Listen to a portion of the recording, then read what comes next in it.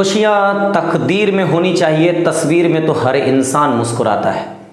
Hello दोस्तों, मैं अविनाश आपके अपने इस YouTube चैनल ASP क्लासेस में एक बार फिर से स्वागत करता हूँ। एक बार मैं फिर से अपने प्रॉमिस के हिसाब से आज हाजिर हुआ हूँ। कल हम लोगों ने बात करी थी हमारे प्रॉब्लम्स के ऊपर, और इन मुश्किलों के बीच एक ब्रेकिंग न्यूज़ है कि PUBG समेत और भी बहुत सारे ऐप फिर से दोबारा से बैन कर दिए गए। क्या ये हमारा ध्यान भटकाने की साजिश तो नहीं? मैं PUBG का सपोर्टर बिल्कुल भी नहीं हूँ कि PUBG होना ही चाहिए, ऐसा बिल्कुल नहीं है। लेकिन मैं मुझे ऐसा लगता है, ये मेरे अपना पर्सनल व्यू हो सकता है, ये मेरा पर्सनल व्यू कि हो सकता है सरकार को ऐसा लगता हो या ऊपर बैठे वालों को लगता हो कि ये जो स्टूडेंट्स हैं उनके बीच में सबसे फेमस चीज़ वो क्या है, वो तो PUBG है। और सबसे फेमस कॉमन चीज़ जो अक्सर स्टूडेंट्स में देखा जा रहा है कि वो अपने खाली समय में PUBG खेल रहे हैं, या PUBG बहुत ही फेमस है, पॉपुलर है, बहुत सारे यूट्यूब पर भी लाइव स्ट्रीमिंग चल रही होती है, उनके रोजी रोटी भी चल रही होती है, बहुत सारी चीज़ें हैं। उनको शायद ऐसा लगा हो कि अगर PUBG बैन कर देते हैं तो शायद हमारा ध्यान बेरोजगारी वाले मुद्दे से उठ करके कहीं स्टूडेंट्स आधा दो गुट में बढ़ जाएंगे। कुछ लोग अपना बेरोजगारी माला जपेंगे और कुछ लोग PUBG में चले जाएंगे। ऐसा बिल्कुल दोस्तों बिल्कुल भी नहीं होने देना है। हमें अपना ध्यान एक जगह रखना है, हमारी आवाज़ को और मजबूत करनी है, इस बात का ध्यान रहे। वैसे मुद्दे तो बहुत सारे हैं बोलने के लिए, अभी तो कहानी शुरू है मेरे दोस्त। मेरी बात पूरी सुनिए आज, और आने वाले दिनों में मैं और भी बात लेकर के आने वाला हूँ। आप लोगों का साथ मुझे चाहिए, और आप लोगों से उम्मीद है कि आप लोग मेरा साथ नहीं छोड़ोगे। अपने लिए हमारा साथ दो, हम सभी टीचर्स का साथ दो, ये आप लोगों से उम्मीद है। हमारे आंखों से गिरते हुए आंसुओं की तपिश इन्हें देखनी बहुत ज़रूरी है, और वो तपिश इनको दिखाई देगी। हम लोग रुकेंगे नहीं, हमारी आवाज़ हर दिन हर पल के साथ ये बढ़ती जाएगी। इन्हें क्या लगता है कि बस क्या होगा इन ऑनलाइन स्ट्राइक का? ये ऑनलाइन छात्र ट्विटर पे ट्वीट करते रहेंगे, यूट्यूब पर वीडियोस डालते रहेंगे, हल्ला मचाते रहेंगे, ये कुछ नहीं। साहब डर जाओ, ये आने वाला तूफान है। 1857 की क्रांति भूलो मत, ये ऐसा तूफान आएगा सब कुछ बह जाएगा। कल भी हमने बोला है, आज भी बोल रहा हूँ कि क्या होगा ये तो समय बतलाएगा। ये हमारा दिल जानता है, और आपका भी दिल जल्दी जान जाएगा। ये इतना बड़ा आंदोलन होने वाला है कि आप उस तूफानी आंदोलन को रोक नहीं पाओगे, अपनी आंखों से देख भी नहीं पाओगे। लेकिन हम लोग डटे रहेंगे, हारेंगे नहीं। ये प्रॉमिस हमने भी किया था, और आपने भी। हम दोनों का साथ ये तब तक हमेशा के लिए, ये हम दोनों का साथ जो है हमेशा के लिए होना चाहिए। ये प्रॉमिसेस कल ही हुई थी। आज मैं आया हूँ अपने दिल की और भी बहुत सारी बात करने, क्योंकि एक वीडियो में तो बहुत सारी बात कर नहीं सकता था। बहुत सारी बातें हैं जो कि भीतर से हैं, हम लोग उसको बहुत गौर से देख भी नहीं रहे। हमें हर बार एक झुंझुना पकड़ा दिया जाता है कि आप लो झुंझुना, आप खेलो। अभी तक आज़ादी के इतने साल बीत गए, 70-75 साल बीत गए, और इन 70-75 सालों में हमें हासिल क्या हुआ है? वही अंग्रेजों वाली राजनीति। मैंने कल भी कहा था कि हमारा विरोध जारी रहेगा, लेकिन ना ही ये विरोध हिंसक होगा, ना ही ये विरोध किसी राजनीतिक दल के लिए है। ये हमारे हक की लड़ाई है, ये हमारे देश की बात है, ये हमारे सम्मान की बात है, और हमारे स्किल की बात है। हमें 2-3 चीज़ें गौर करनी चाहिए। सरकार के द्वारा या हमेशा से ये कहा जा रहा है कि लगातार पॉपुलेशन बढ़ रही है। अब पॉपुलेशन लगातार बढ़ी जा रही है, तो उस हिसाब से जॉब कहाँ से इतनी सारी क्रिएट होंगी? पॉपुलेशन बढ़ रही है तो वैकेंसी कम कैसे हो रही है, ये मुझे समझ में नहीं आता। मैं चाहता हूं कि हम स्टूडेंट्स को, हम बेरोजगारों को ये कॉन्सेप्ट भी कोई समझा दे कि अगर जनसंख्या बढ़ रही है तो हमारे यूजेस बढ़ रहे हैं, हमारे कंज्यूमशन बढ़ रहे हैं। तो अगर हम लोग कंज्यूम ज़्यादा करेंगे तो प्रोडक्शन भी ज़्यादा होनी चाहिए। तो सरकार ऐसी व्यवस्था करती क्यों नहीं कि प्रोडक्शन ज़्यादा हो? अगर प्रोडक्शन ज़्यादा होगा तो जॉब्स आएंगी, फैक्ट्रीज लगेंगी तो और जॉब्स आएंगी। जनसंख्या बढ़ रही है, ट्रेन बढ़ेंगी तो उधर भी जॉब्स आएंगी। तो सरकार ऐसा सोचती क्यों नहीं है? इसके अलावा कल भी हम लोगों ने बात किया था कि लगातार 4-4 साल 3-3 साल एक एग्जाम के रिजल्ट को देने में लग जाता है। बच्चा तैयारी करना शुरू करता है, तैयारी करने के शुरू के साथ ही उसको लगता है बस अगले साल मैं फॉर्म भरूंगा, एक बार में नहीं 2 बार में जरूर हो जाएगा। अब फॉर्म आएगा कब, उसका एज शुरू हो गया इसी साल से, फॉर्म अगले साल आएगा कि उसके अगले साल आएगा कि नहीं आएगा, आएगा तो एग्जाम होगा कि नहीं होगा, होगा तो कब होगा, ये पता नहीं होता है। लेकिन अगर बच्चे का एग्जाम हो भी रहा हो, उसके फाइनल रिजल्ट्स में 4 साल लग रहे हो, उनके 4 साल तो गए ही गए, जल्दी ही उनकी उम्र खत्म हो जाएगी, एज खत्म हो जाएगा, फिर कहेंगे अब आप एलिजिबल ही नहीं हो जॉब के लिए, अब आप फॉर्म ही नहीं डाल सकते।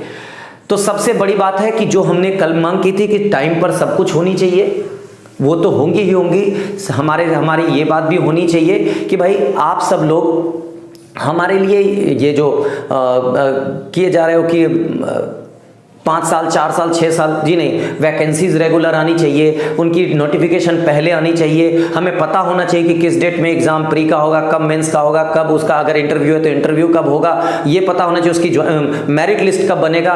ये नहीं कि ये इंतजार करते करते एज खत्म हो जाए। और बच्चे लोग क्या कर रहे होते हैं कि मेरिट लिस्ट में शायद नाम ना आए, सारा चीज सिलेक्शन के बाद वो फिर भी अपना कोचिंग क्लासेज इधर उधर पैसे भी बर्बाद कर रहे होते हैं, टाइम भी बर्बाद कर रहे होते हैं, और उनको तब भी भरोसा नहीं होता कि हम मेरिट लिस्ट में सेलेक्टेड होंगे कि नहीं होंगे। तो हर चीज कैलेंडर ईयर में होनी चाहिए। अगर इस साल हुआ है तो इसी साल रिजल्ट्स भी आउट होने चाहिए और इसी साल मेरिट लिस्ट भी बननी चाहिए। ये हम लोगों की डिमांड होनी ही होगी। दूसरी बात कि और भी बहुत सारे झुंझुने हैं जो हमें पकड़ा दिया जाता है। अभी रिसेंट में दिया गया है कि एनआरए होगा, जो सीईटी लेगा अगले साल से लागू होगा। अगले साल में कौन से डेट से मालिक साहब ये भी बता दीजिए, वो डेट कौन सा होगा, वो मंथ कौन सा होगा। चलो ये ठीक है, मान लिया, उम्मीद करता हूं अगले साल किसी न किसी डेट में होगा। तो एनआरए कैसा होगा, उसका स्ट्रक्चर कैसा होगा, वो एग्जाम लेगा तो किस तरह के एग्जाम लेगा, और उस एग्जाम का सिलेबस क्या होगा, हमें तो वो भी नहीं पता। बस बोल दिया गया कि अभी होगा, जैसे आज से 3 साल पहले बोल दिया गया था, 2 साल पहले बोल दिया गया था कि चलो भाई रेलवे वैकेंसी आएगी, 90,000 की आएगी। इंतजार करते करते आई, वैकेंसी आई, क्या हुआ उस एग्जाम का, क्या हो रहा है अब तक, वो तो पिछले कुछ दिनों से हम लोग सब लोग एक एक पॉइंट को हमसे ज्यादा आप लोगों ने ऑब्जर्व किया, आप लोग जानते हो बेहतर कि क्या हो रहा है।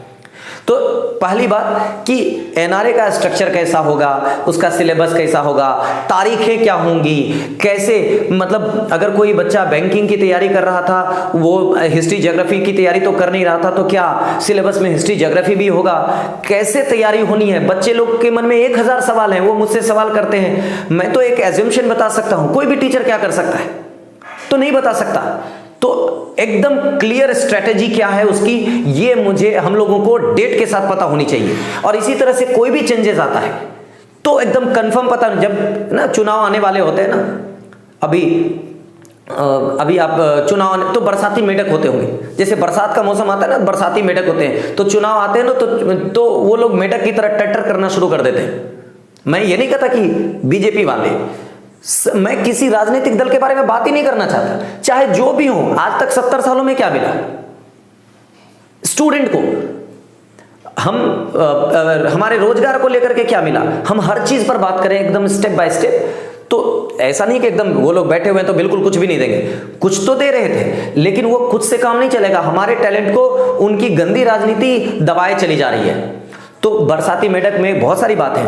ये लोग ना डिग्री देते हैं, और डिग्री कैसे मिलती है, किस तरह की मिलती है, अगर हम लोग बिहार से हैं तो बिहार वाले अच्छे से जानते हैं। कितने प्रतिशत बच्चे ग्रेजुएशन की डिग्री तक में मेरिट से पेपर लिख के आ पाते हैं, खुलेआम मैं आज बोल रहा हूं, और बहुत लोग पहले भी बोल चुके हैं। वहां पर तो कॉलेजेस में प्रॉपरली क्लास हो नहीं रही है, मतलब ना स्टूडेंट क्लास करने के लिए जा रहे हैं, ना वहां पर ऐसा माहौल बना हुआ है कि वहां पर क्लास चल रही हो। अगर हो भी रही होती है तो इतने कम लेवल पे हो रही होती है कि उस लेवल पर आप बिल्कुल भी एग्जाम पास मेरिट से तो कर ही नहीं सकते। प्रोफेसर अलग से बैठे हुए हैं, चलो हमारे पास आना, इतना रुपया दे देना, आपके लिए सजेशंस गेस्ट क्वेश्चंस तैयार रहेंगे, आप वो क्वेश्चन लो, गेस्ट पेपर उठाओ, वहां पर जाओ, लिख दो। यही है, ये स्ट्रक्चर है, जाओ लिख दो, ज्यादा होला क्या पेपर छीन लेंगे भाई, पढ़ा कब इसने। अब रह गई बात कि ऐसे डिग्री तो मिल जाते हैं हमें, और इन डिग्री के बाद कहाँ, यहाँ पर तो रोजगार मिलने से रहा। और अगर रोजगार नहीं मिल रहा है तो हम लोग अपना पेट है ना, भगवान पेट दिया तो उसको तो चलाने के लिए कुछ ना कुछ करेंगे। अगर पेट दिए तो हम लोग क्या करने वाले हैं, तो हम लोग कहीं ना कहीं बाहर जाकर के जॉब ढूंढने के लिए जाएंगे, देश ना सही विदेश में ही सही। और जब हम लोग बाहर जाएंगे ना, हमारे पास स्किल होता नहीं है, कागज पे डिग्री होती है, वहां पर रद्दी की टोकरी में फेंक दी जाएगी, स्किल नहीं मिलता। हमें क्या मिलेगा, मध्याह्न भोजन, साइकिल। अरे ये मत दो साहब, ये मत दो साहब, हमें साइकिल मत दो, हमें मध्याह्न भोजन मत दो, लेकिन हमें एक स्किल दे दो ताकि कहीं भी खड़े रहे, कहीं पे खड़े हो जाए तो हमारा पेट भर सके। ये बेरोजगारी, ये भूख ये नहीं जानती कि हमें क्या चाहिए उस समय। बस अभी जब बेरोजगारी में भूखी जनता जब हल्ला करना शुरू करेगी, अभी तो स्टूडेंट हल्ला कर रहे हैं, जब गरीब मजदूर परिवार के लोग हल्ला करना शुरू करेंगे तब सरकार के दिमाग की बत्ती गुल होने वाली है। चाहे वहां सरकार में जो बैठी रहे, जो भी बैठी रहे, मतलब कुछ भी बोला जाता है, तो भैया जी हम आपको ये फैसिलिटी दे रहे हैं, वो फैसिलिटी दे रहे हैं, लेकिन हमको स्किल दे दो, अच्छे टीचर्स दे दो। जिस तरह से आपने हमें आरक्षण दिया है ना, उसी तरह से हमें अच्छे टीचर्स दे दो, हमें अच्छे कॉलेजेस दे दो, अच्छे प्रोफेसर्स दे दो, फ्री ऑफ कॉस्ट ही दे दो। अगर हम गरीबों के लिए कुछ करना चाहते हो तो दो ना, हमारे स्किल को इस लेवल का कर दो कि आप रोजगार ना दो तब भी हम लोग भूखे ना मरे। वो तो मिल ही रहा हमें। चुनाव आएगा, सरकार तुरंत दिखाना शुरू, गुटखा बंद, शराब बंद। मैं या अब पढ़ी लिखी जनता, पढ़े लिखे स्टूडेंट्स बेवकूफ नहीं है, सीधी सी बात समझ लो। इसका मतलब क्या हुआ, गुटखा बंद का मतलब क्या हुआ, शराब बंद का मतलब क्या हुआ? क्या बंद हो गया? जी नहीं, उसकी होम डिलीवरी शुरू हो जाती है। होम डिलीवरी शुरू हो जाती है मतलब अगर 100 टका का चीज है वो 250-300 रुपए में होम डिलीवरी होने लगती है। ब्लैक मनी इकट्ठा होता है ताकि चुनाव जैसे माहौल में वो पैसे खर्च होते हैं। ऐसा नहीं है कि शराब बंद हो गया तो शराब बंद हो गया, गुटखा बंद हो गया। जो 2 रुपए का 1 रुपए का गुटखा आता होगा वो 10 रुपए का 12 रुपए का गुटखा हो जाता है।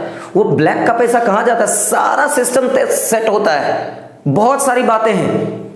आज अगर आवाज उठी है तो हर चीज पर आवाज उठेगी और ये हर चीज क्लियर होने वाला होगा कि एग्जाम से लेकर के आपके एजुकेशन सिस्टम में प्रॉब्लम क्या है। कोई भी काम बिना घूस का होता है क्या?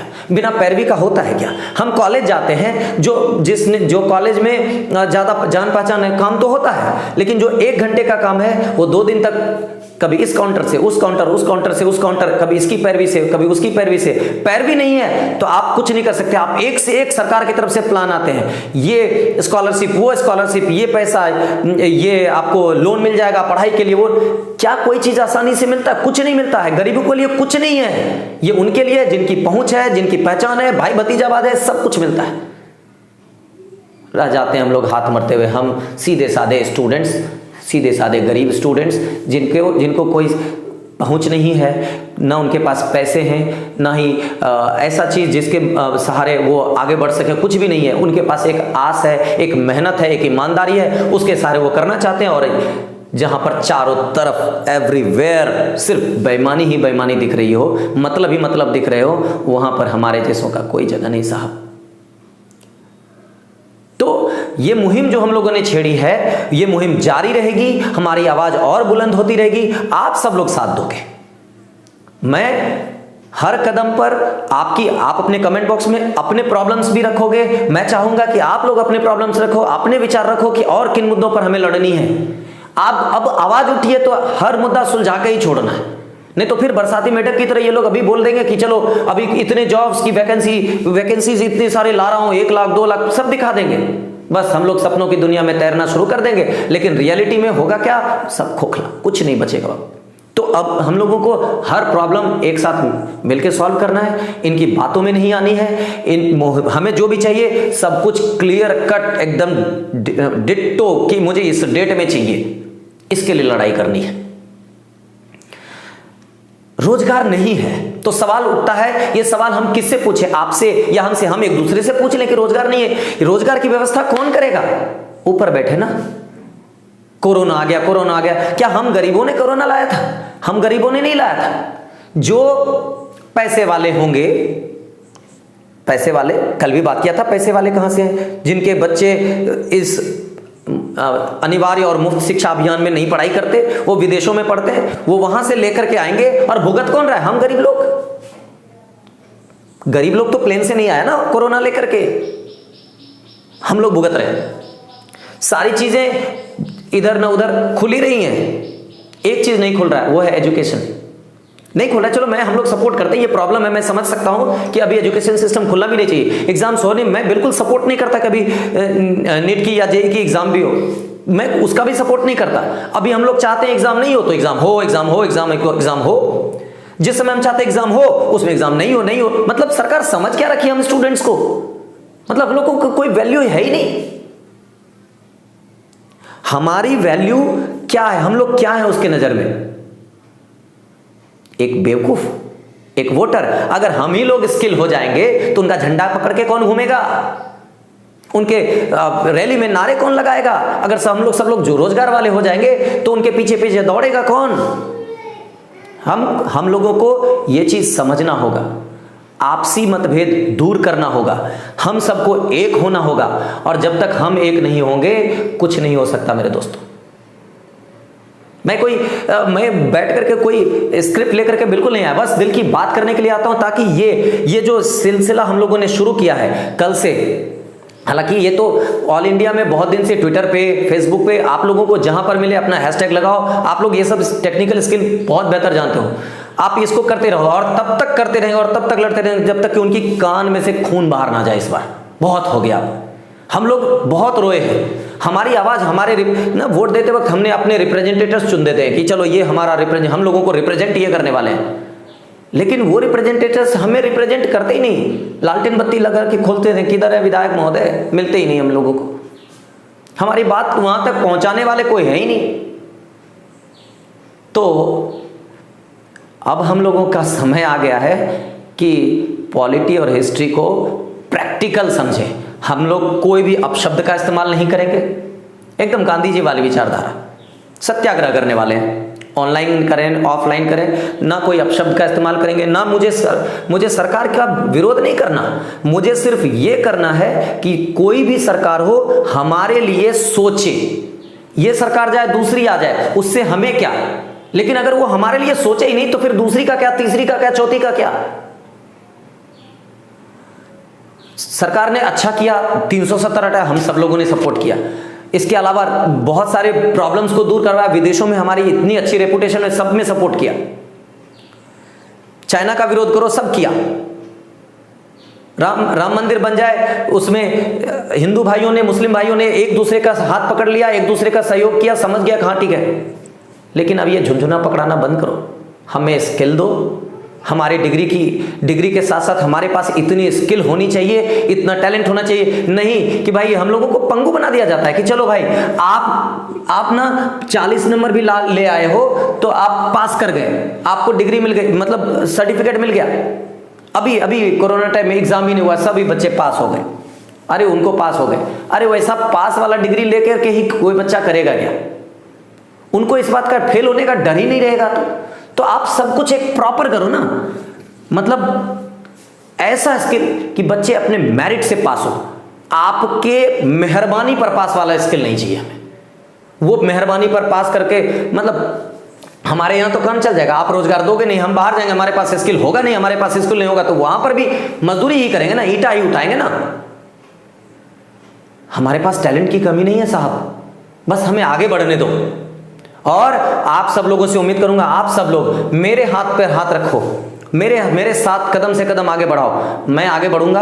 आप लोग को भी जो भी दिल में आए कि सर हम लोगों को इस मुद्दे पर भी बात करनी है, आप सब लोग अपनी बात कमेंट बॉक्स में रखो। आप लोगों के सजेशंस भी लूंगा और अपनी आवाज बुलंद करने में हम एक हैं कि नारे के साथ आगे बढ़ूंगा। कहने को मैंने कहा, कल भी कहा था, कहने को बहुत कुछ हो सकता है। मैं कुछ भी स्क्रिप्टेड नहीं करना चाहता कि मैं लिख के आऊं और आपके सामने बैठ जाऊं और स्क्रिप्ट नहीं लिखूं कि चलो ये मुद्दा उठाते हैं, ये मुद्दा नहीं। बहुत सारे प्रॉब्लम है, अब दिल भर आया है, अब दिल भर आया है तो जुबान पर आएगी, और जुबान पर आएगी तो बात दूर तक जाएगी, एक एक बात निकल के आएगी। ऐसा नहीं कि एक बात। अभी तो कम से कम एसएससी वालों ने कैलेंडर जारी किया, किधर है रेलवे वाले, एनटीपीसी वाले, समझ में नहीं आ रहा। जब इनसे निकलो यार, पाताल से उनको निकालो, कम से कम वो तो कुछ बोले कि हाँ चलो, मैं ये नहीं कहता कि अब एक ही दिन में आप परीक्षा ले लो, कम से कम डेट तो बता दो कि इतने डेट में परीक्षा लेंगे, इतने डेट में हम लोग, इस डेट को हम रिजल्ट आउट करेंगे, इतने में मेरिट बना देंगे, इतने में ज्वाइन करवा देंगे। डेट तो दे दो मुझे, हमें डेट चाहिए साहब। बच्चे हमारे सामने में आते हैं पूछने के लिए, सर कभी जॉब लगेगी क्या? हाँ बुआ लगेगी। ऐसा बोलने से काम नहीं चलने वाला। मैं क्या मतलब जुबान कांप जाती है ऐसा बोलने से। बोलता हूँ बुआ नौकरी आएगी, आप मेहनत करोगे तो जरूर होगा। मेहनत दिल से होते रहना चाहिए, लेकिन करप्शन मतलब पेपर आउट हो जाएंगे। एग्जाम से पहले क्वेश्चन पेपर बंट रहे होते हैं। क्वेश्चन पेपर बांट, मैंने कल भी कहा था, क्वेश्चन पेपर कौन बंटवा रहा होता है? वो क्वेश्चन पेपर आउट करवाते हैं वही सिस्टम वाले, ताकि ब्लैक से पैसा इकट्ठा कर सके बहुत सारा। अरे कितना खाओगे हमारे किस्मत के साथ यार? कमाओ ना, खूब खाओ, लेकिन कम से कम अपने देश के साथ तो, अपने फ्यूचर के साथ अब कुछ तो शर्म करो। कल से बोल रहा हूं, शर्म करो, सिर्फ शर्म करो यार। हम अब तो बोलने में हम लोगों को शर्म आती है। ये एजुकेशन सिस्टम कल भी बोला था कैसा है। तो ये हमारे अधिकारों की लड़ाई जारी रहेगी। अपने दिल की बात लेकर के आता रहूंगा। अपने विचार जरूर देना। हमारी मांग फिर से दोहरा देता हूं। हमारी मांग, अगर सीईटी एनआरए अगर होगा तो एनआरए का स्ट्रक्चर कैसा होगा, उसका सिलेबस कैसा होगा, किस तारीख से आएगा, हमको ये भी क्लियर कट पता होना चाहिए। जो भी चीजें होंगी उसका एकदम कैलेंडर पता होना चाहिए कि ये कैलेंडर है, इस तारीख से ये होगा और 100% श्योर होगा। बच्चे लोग उस हिसाब से अपने आप को प्रिपेयर करेंगे। एक दिन में नहीं होता साहब। कभी आप भी स्टूडेंट रहे होंगे, तो अगर स्टूडेंट रहे होंगे तो और ईमानदारी से पढ़ाई की होगी तो आप लोगों को, आप मतलब मैं उन ऊपर वालों को कह रहा हूँ, वो भाई साहब को कह रहा हूँ, जो साहब जी हैं जिनसे हाथ जोड़ करके विनती की है, उनसे कह रहा हूँ कि अगर किया होगा तो हम स्टूडेंट का दर्द अगर समझ में आ जाना चाहिए था। अगर नहीं समझ में आ रहा है तो मतलब आपने कभी ईमानदारी से स्टूडेंट बना नहीं होगा, आप लोग बने ही नहीं होगा, आप लोग स्टूडेंट। तो हम सब लोग साथ हैं। इस नारे के साथ मैं फिर मिलता रहूंगा। जब जब दिल में कोई बात आएगी, दिल में दर्द आएगा, तो आप लोगों से शेयर करने के लिए आऊंगा। आप लोगों के साथ शेयर करने से शायद जी हल्का हो जाए और ये आवाज़ वहाँ तक भी पहुँचनी चाहिए। इन लोगों के बहुत सारे नौटंकियाँ चल रही है और हम सभी टीचर्स ने एक मुहिम जो छेड़ा है, उसमें एक बहुत बड़े लेवल से स्टूडेंट का भी सहयोग है। बस इस बात का ध्यान रखना कि हम लोग आगे रहेंगे। आप लोग आगे बढ़ करके अपने पढ़ाई को डिस्टर्ब मत करो, अपने दिमाग को डिस्टर्ब मत करो। मैं क्लासेस भी जारी हैं मेरे, मैं वीडियोस भी अपलोड कर रहा हूं, मैं वीडियोस डालता रहूंगा। आप लोग उसके साथ पढ़ाई भी करते रहो। मेरी लाइव सेशन चल रही है, जिनको लाइव सेशन करना है आप लाइव सेशन में आ जाओ। आपके क्रॉस क्वेश्चन के जवाब के साथ पढ़ाऊंगा, सब कुछ चलेगा। लेकिन अपने मन की बात बहुत उधर से सुन ली है। हमारे मन की बात जब जब मौका मिलेगा हम सुनाते रहेंगे और इसमें कोई कमी नहीं करेंगे दोस्तों। तो अपने लिए हमारा साथ दो, आगे बढ़ूंगा ना, इंजन बन के हम लोग चलेंगे। आप लोग बस पीछे से सपोर्ट करो। इस बार बाइकआउट, और ये बेशरम मीडिया, तो मीडिया ये एक दो चैनल ने तो अब आवाज़ उठा साथ साथ देना भी शुरू किया कि चलो देखो बस, लेकिन उसके बोलने से अब कुछ नहीं होने वाला, क्योंकि सरकार सुनने वाली नहीं ना, मीडिया की किसी की सुनने वाली नहीं है। ये मीडिया भी माउथ पीस बन के रह गई है, वो गुट में बनी हुई है। ये सरकार के पक्ष में बोलेगी, ये सरकार के विपक्ष में बोलेगी। ये आप लोगों से छिपा हुआ नहीं है कि एनडीटीवी क्या बोलने लगता है और आज तक क्या बोलने लगता है और जी न्यूज़ क्या बोलने लगता है। ये सब आप लोगों से छिपा हुआ नहीं है। तो इनको बस अपना जेब भरने से मतलब है, भरने दो। हमें हमारे हक की लड़ाई अपने बूते पर लड़नी है और हम लोग अपनी आवाज़ बुलंद करते रहेंगे। इस बात को हम लोगों को हमेशा याद रखना है। हमको साइकिल, मध्याह्न भोजन सब बंद कर दो, स्किल, बस स्किल दे दो अब। और हमें अपने लिए भी, हम स्टूडेंट से भी एक रिक्वेस्ट करना चाहते हैं कि सभी स्टूडेंट्स अपने स्किल पर ध्यान दो, मेहनत से पीछे मत हटो। आपके पास नॉलेज रहेगा तो कामयाबी झक मार के आएगी, मूवीज़ में देखा करते हैं हम लोग। तो चलो इसको आज सही साबित करते हैं, एक वादा करते हैं कि अपने मेहनत में कोई कमी नहीं करेंगे, अपशब्द का इस्तेमाल नहीं करेंगे, लेकिन ये आंदोलन जारी रहेगी। उम्र खत्म होने से पहले नौकरी भी उठा लेंगे यार, अपने पास स्किल रहेगा तो आ ही जाएंगे। खैर, उम्मीद एक अलग जगह पर है। अब आज भी मैंने कहा है कि काश ये समस्याएं स्टेटस की तरह होती, और 24 घंटे में अपने आप डिलीट हो जाती। अपना ख्याल रखना, मैं आपकी आवाज़ बनकर आता रहूँगा। जय हिंद मेरे दोस्तों।